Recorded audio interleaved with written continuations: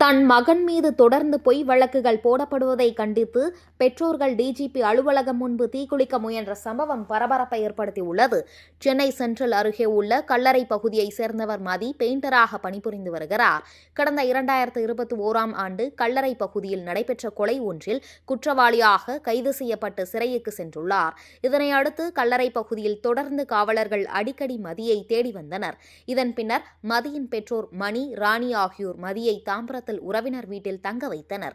இருந்தபோதும் கடந்த ஆண்டில் கஞ்சா போதைப் பொருட்கள் விற்பனையை செய்ததாக கூறி தாம்பரத்தில் இருந்த மதியை கைது செய்தனர். இதனையடுத்து கடந்த மாதம் மதி மீது 110 பதிவு செய்த நிலையில் இன்று அதிகாலை திருவல்லிக்கேணி காவல்துறையினர் மதியை கைது செய்தனர். இந்நிலையில் மதி பெற்றோர் மணி, ராணி, அண்ணன் மணிமாறன் ஆகியோர் மண்ணெண்ணெய் ஊற்றி தீக்குளிக்க முயன்றனர். அங்கு பாதுகாப்பு பணியில் இருந்த காவல்துறையினர் தண்ணீரை ஊற்றி தடுத்தனர். இதனால் அப்பகுதியில் பெரும் பரபரப்பு ஏற்பட்டது.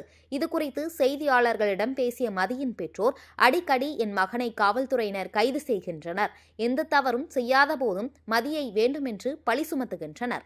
திருவல்லிக்கேணி D1 காவல் நிலைய ஆய்வாளர் குற்றவாளிகளை பிடிக்காமல் தவறு செய்யாதவர்கள் மீது வழக்கு பதிவு செய்கின்றனர்.